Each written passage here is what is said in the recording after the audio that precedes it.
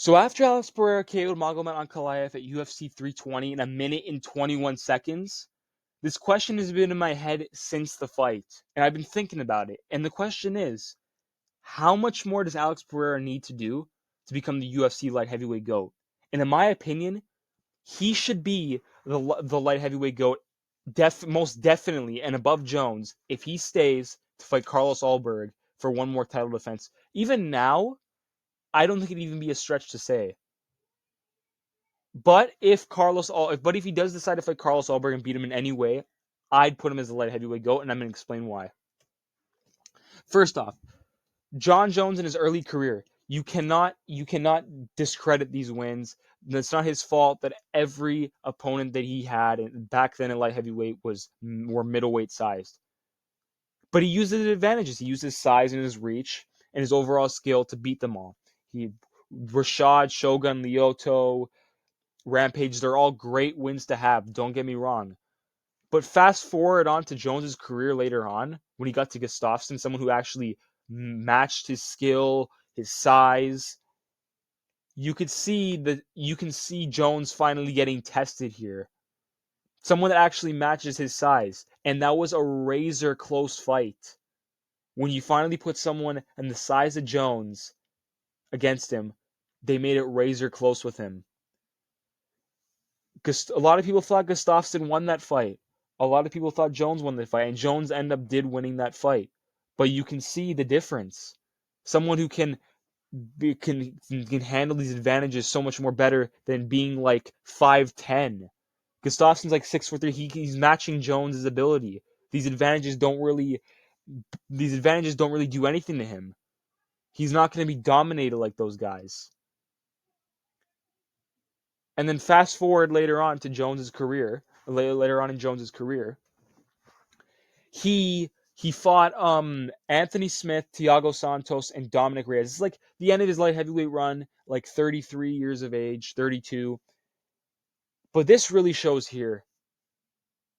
He took Anthony Smith 5 rounds. He took Thiago Santos with one leg to a split decision, and he took Reyes to a robbery decision. And if you look at those wins and compare it to the light heavyweights today now, which I think is the best era of light heavyweights, that does not look good for Jon Jones. That does not look good for him at all. Anthony Smith is one of the easiest guys to finish.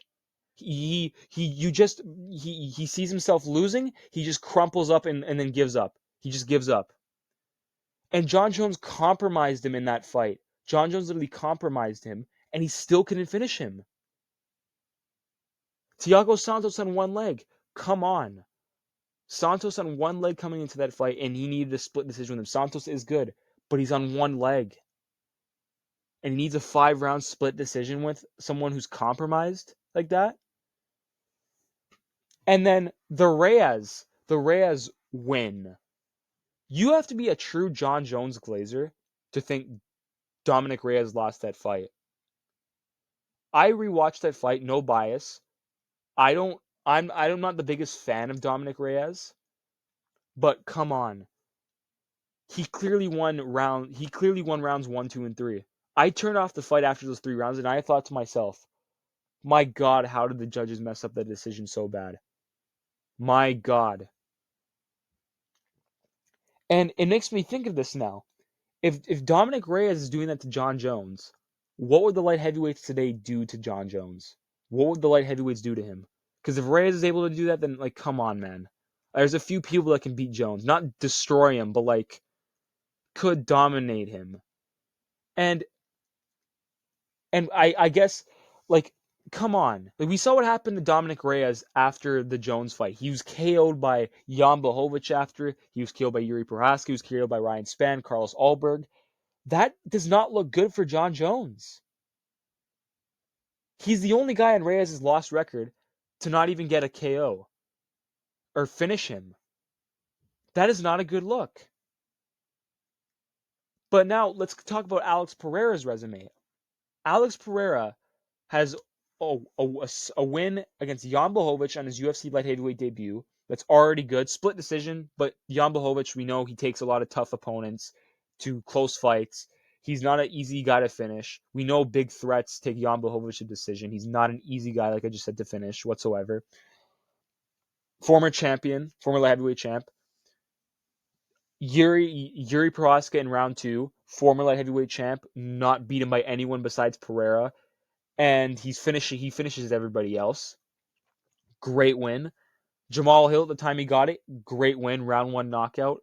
Jamal Hill was just vacated the belt and he came back. So Jamal Hill was coming off a good set of wins and he was just the champ. Good knockout. And then after that, he KOs Yuri Prohaska again in the rematch. Short notice because the McGregor and Chandler fight fell through. KOs him, retains the belt, then fights Khalil Rountree a few months later. And Khalil Rountree is shown to be a really good light heavyweight contender. Really good. Very good. Gave Pereira so many problems in their fight. And Pereira ended up TKOing him in the late rounds. In round 4. Then he fought Magomed Ankalaev. Close fight. Razor close fight. He lost to him. But I thought he won rounds 1, 3, and 5. I thought he won those rounds. But it was a very close fight where I didn't complain that Ankalaev won. Then the rematch comes around. And people thought, oh yeah, Ankalaev's definitely going to defeat him. It's definitely going to finish him now.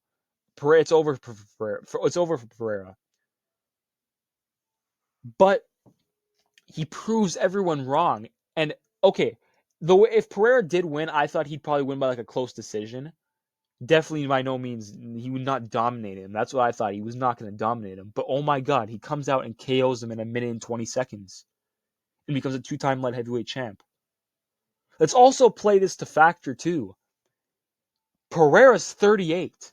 He's fighting all these deadly light heavyweights in their primes. He's fighting all these deadly light heavyweights in their primes. And also, these are not light heavyweights. Like I said, that I don't mean to, like, it's, I'm sorry to say this, but like, these are not light heavyweights that are middleweight sized. These are big, real light heavyweights that are very good.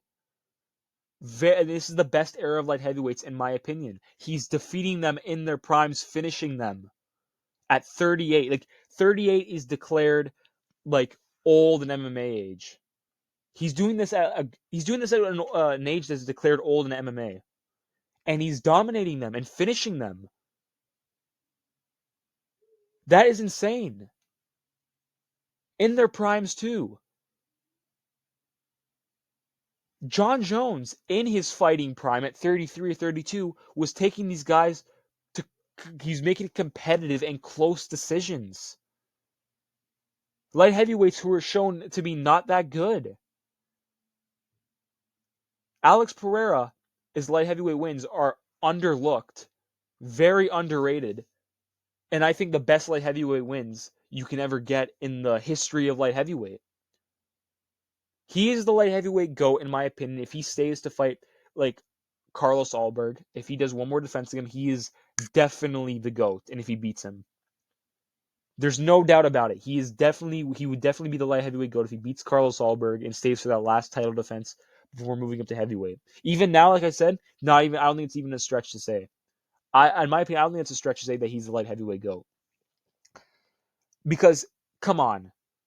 The way he's doing it, the age he's doing it at, and that is crazy to me. And 2-time light heavyweight champ, doing against the best light heavyweights of all time, in my opinion, in the best era. He should be the light heavyweight GOAT. And yeah. Hope you guys enjoyed this video. Please like and subscribe. Peace out, guys. See ya.